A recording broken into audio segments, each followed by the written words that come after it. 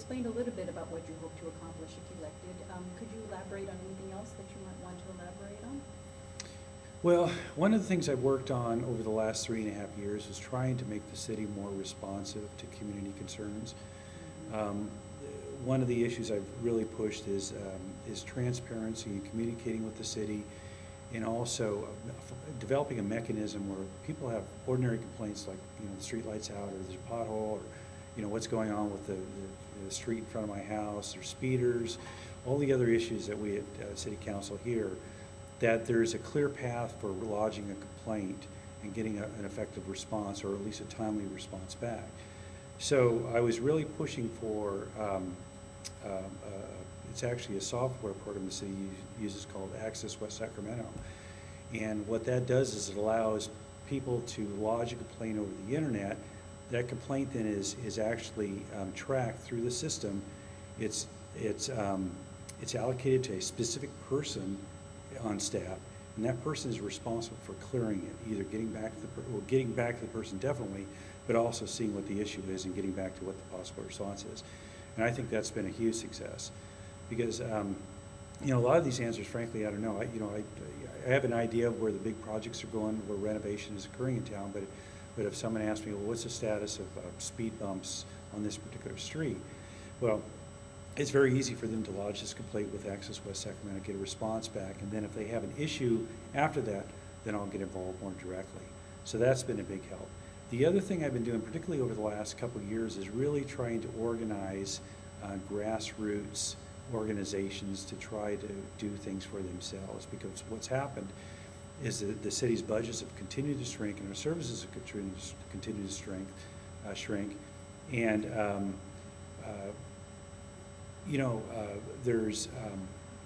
the city may have been providing services 2 years ago, but it may not necessarily happen right now. So what I've tried to do is get community organizations to take up the slack, in terms of communicating with neighbors, looking at organizing neighborhood watch groups to maybe help the police out in some of those issues. I know there's a large group in Brighton Broderick, the B&B Can, that's been very active in Bright Park visioning. They've looked at the gang injunction issue and the impact that has on Brighton Broderick. They've looked at community gardens, a number of other issues that are really community-based.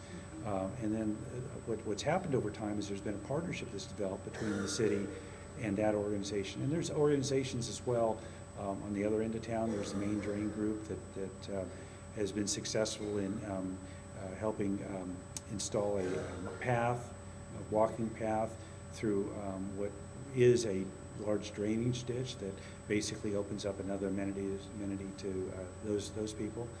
So really it's just giving people a reason to organize and to come together for a particular purpose in their neighborhoods. It could be, for example, a group that does trash pickup, and to organize that with a city that has a trash pickup program to clean up your neighborhood.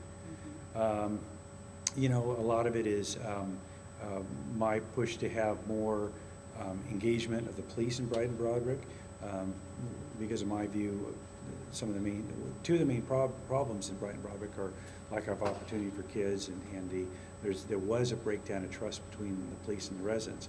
And what's happened I think through a lot of my efforts is we were able to get the Chiefs Advisory Group established, which basically is lay people coming in and meeting with the chief of police on a regular basis to discuss policing in their neighborhoods. The police are out and about doing a wonderful job in Brighton Broderick now, doing ice cream socials and just generally engaging in the community. And so I'm starting to see a lot more a bettering of a relationship between the police and the community, particularly in the Brighton Broderick area. And I think it shows because West Sacramento is a very safe town, and our crime rate, of course, crime rate has gone down in a lot of other areas, but ours has gone down as well. And I think it's one of the safest areas in town to live, and that's all because of the community engagement.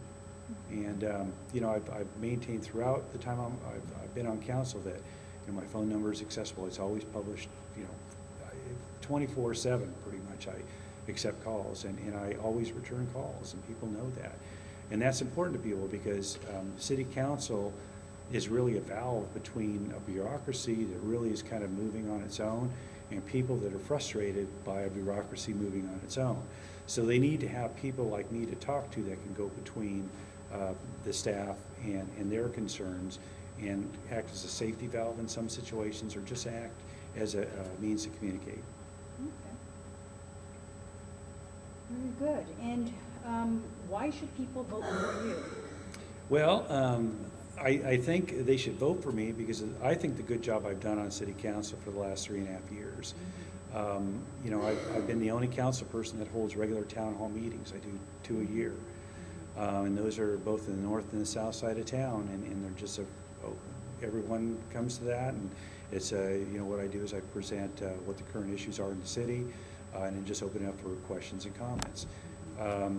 It's my community engagement. It's that I'm accessible, and I'm told that time and time again that, you know, I'm accessible. If they want to call a city council person, call Johannessen, because Johannessen will answer your call and he'll get back to you. And I think that's huge to a lot of people, because most people, yeah, I don't know if it's what percentage, but you know, a lot of people in West Sacramento don't even know who their elected officials are. But when they do have a problem, they want to have someone to call. And so, you know, I think I'm kind of the go-to person. So it's the interaction with the public, and plus I think, you know, I've been fiscally conservative, I think, on the city council to make sure that we don't spend beyond our means. And I think what we've been able to do on city council, we've avoided a lot with what happened in West Sacramento, in Sacramento in terms of labor negotiations as we were going through this budget crisis. We were able to engage the main unions and the city staff and administration to take across-the-board pay cuts all the way from top to bottom. And we built a lot of good faith based on that. And we were able to avoid a lot of serious cuts. We had to do our cuts, but a lot of people took cuts in the process. So because of the fact that I think that people in West Sacramento feel that, you know, it's a family. It's not, you know, people do feel really an association with the city. It's not, you know, us against them, and it's, you know, which I think you have to a certain extent in Sacramento. People are kind of in it for the long haul. So, you know, I bring collaboration. In my professional career as an attorney, I'm a mediator and collaborator, a collaborative attorney. And, you know, a lot of the tools that I use in my mediation practice and collaborative practice are directly applicable to how I approach problems in a city such as this. And it's not to, you know, it's not to exclude people. It's to bring people in, hear what their issues are, regardless of what you think of those, and to see exactly what the interests are and build a solution that's good for everybody. Because then you have buy-in on how the city's going. You know, I've been a really strong advocate for making sure that we're economically competitive, as I've mentioned, and job creation. So, you know, why people would vote for me, I think, is look at the progress we've made, even over the last 3.5 years.